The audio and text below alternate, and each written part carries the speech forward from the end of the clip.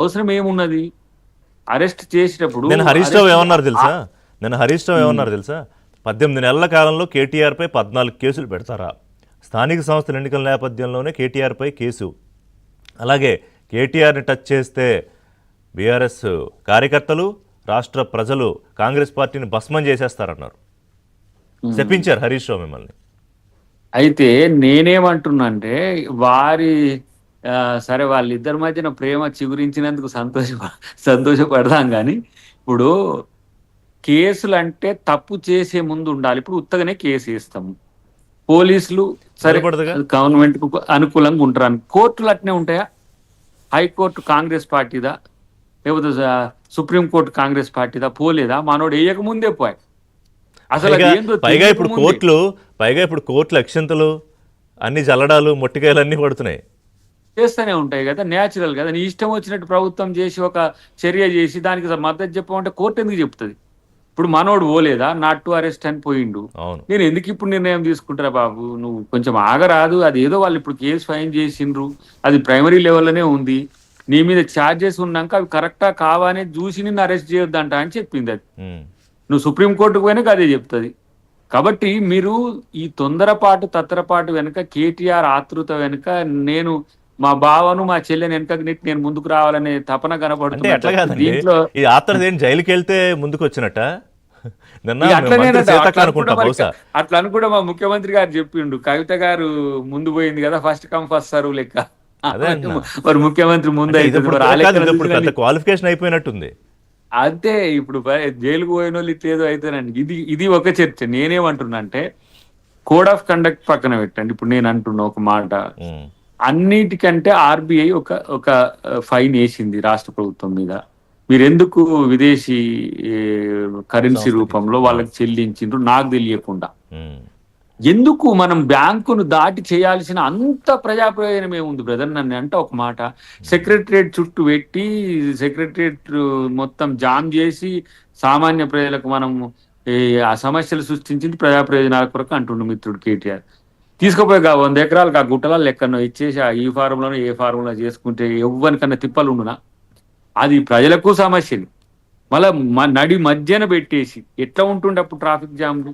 ఎట్లా ఏది రోమ్ నగరం తగలబడుతుంటే ఫిడేల్ వాయించినట్టు మళ్ళీ ప్రైమ్ టైంలో, అది ఆఫీస్ టైంలో కూడా పెట్టేది. పోనీ దానివల్ల లక్షల కోట్లు వస్తాయని వాళ్ళు ప్రచారం చేసుకొని అని ఏం పెట్టకపోయినా మరి 1,79,000 వచ్చినాయి. బ్రాండ్ తెలంగాణని ఆకాశం అంత స్థాయికి తీసుకెళ్తే ఇక వాళ్ళు రేవంత్ రెడ్డి పడేస్తున్నాడు నేల మీద. ఇప్పుడు మనము మంచి చేస్తామని చెప్పి దొంగతనం చేయొద్దు, అర్థమైందా? మంచి కొరకని రాబిన్హుడ్ కూడా మంచి చేసిండు. రాబిన్హుడ్ పెద్దల్ని కొట్టి పేదలకు పెట్టిండు. కానీ రాబిన్హుడ్ అవతల ఫస్ట్ చేసింది ఏంటి? దొంగతనమే అంటారు. కాబట్టి అలా దాన్ని పోని అదన్నా అంటుండ్రా, పోని మేము చేసింది తప్పు కాదని కూడా అంటుండ్రా. అరెస్ట్ చేయరి, పోయి పండుకుంటా రెస్ట్ తీసుకుంటా. అసలు ఈ అరెస్ట్ అనే ఒక ఫోబియా మనోనికి పడ్డట్టున్నది. అరెస్ట్ చేస్తారు చేస్తారు చేస్తారని. నిన్ను ఎందుకు చేస్తారు? ఊరికే ఉత్తపుణ్యానికి చేస్తానికి ఏమైనా ప్రభుత్వం చేతులు కట్టుకొని చేతులు జాపుకొని కూర్చుందా? మాకేం పని లేదా? కేటీఆర్ని అరెస్ట్ చేసుకుంటూ కూర్చునే పనేనా మాకు? ఇలా రైతుల పంచాయతీ ఉంది మాకు. ఇప్పుడు వాళ్ళు రైతు భరోసా ఇవ్వడానికి మా ఎంట పడుతున్నారు వాళ్ళు. ఇప్పుడు ఉద్యోగులకు సంబంధించి పిఆర్సీలకు సంబంధించి పైసలు ఎట్లా తెచ్చుకోవాలనో కింద మీద పడుతున్నాం. వాళ్ళు చేసిపోయిన అప్పులకు వడ్డీలే ఇప్పుడు కాదు. ఇప్పుడు రైతు భరోసా బ్రహ్మాండంగా మీరు చేసి 9,000 కోట్ల ఎంతో సబ్జెక్టు కరెక్షన్ చేస్తూ దాని మీద చర్చ జరగాల్సింది. చూడండి మరి దేని మీద జరుగుతుందో దయాకర్ గారు. ఇప్పుడు మీకు ఏది సెన్సేషన్ ఉంటే అది పెడతారు. ఇప్పుడు కాదు కదా సార్, ఇదే కాదు, ఓవరాల్ గా రాష్ట్ర వ్యాప్తంగా ఉన్న వాతావరణం కేటీఆర్ అరెస్ట్ అవుతాడా, కేటీఆర్ దీని మీదకి పోయింది. రైతు భరోసా ఇచ్చాడు రేవంత్ రెడ్డి, డబ్బులున్నా లేకపోయినా చేసిన ప్రామిస్ నిలబెట్టుకుంటున్నాడు, అది పక్కకు పోయింది. కేసీఆర్ గారు వచ్చిండు బయటికి, ఇంత అలజడి హంగామా ఉందా?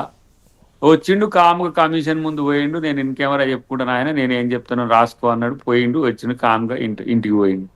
ఇక మనోడు నిన్న మొన్నటి నుంచి హంగామా, కేటీఆర్ అరెస్ట్ చేస్తే మొత్తం అది చేయాలి ఇది చేయాలి, మీరు అక్కడ అది చేయరా, మీరు ఇక్కడ ఇది చేయరా. లేకపోతే ఖైరతాబాద్ ఏం పని? రారా ఇప్పుడు బీఆర్ఎస్ ఎంతమంది వచ్చారు నిన్న నాయకులు ఆ భవన్ దగ్గర రోడ్ల మీద అంతా పోలీసులకు అది పెద్ద ఇదైపోయింది. సాయంత్రం కూడా ఎప్పుడు నేను 6:06 వస్తున్నా అక్కడి నుంచి, ఇంకా అక్కడి నుంచి మాజీ ఎమ్మెల్యేలు వాళ్ళంతా చుట్టుపక్కల అటువైపు టిఆర్ఎస్ ఆఫీస్ ఉంది, ఇటువైపు ఏసీబీ ఆఫీస్ ఉంది లక్కీలు వాళ్ళకు. నేనేమంటున్నా, రేపు మీరు తప్పు చేయలేదని నిరూపించుకోగలిగితే మంచిగా ఈ నుంచి అడిగి 1,00,000 మందితో ర్యాలీ చేద్దురు.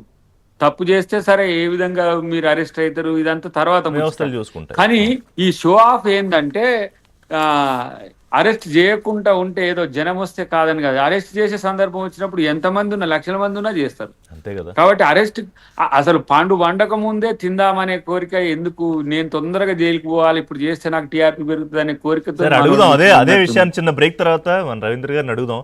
ఎందుకు అరెస్ట్ కోసం అంత అత్యుత్సాహపడుతున్నారు కేటీఆర్? నిన్న మంత్రి సీతక్ కూడా అదే అన్నారు. బ్రేక్ తీసుకున్న తర్వాత మాట్లాడదాం. శక్యం పొలిటికల్ యాంగిల్ ఏంటంటే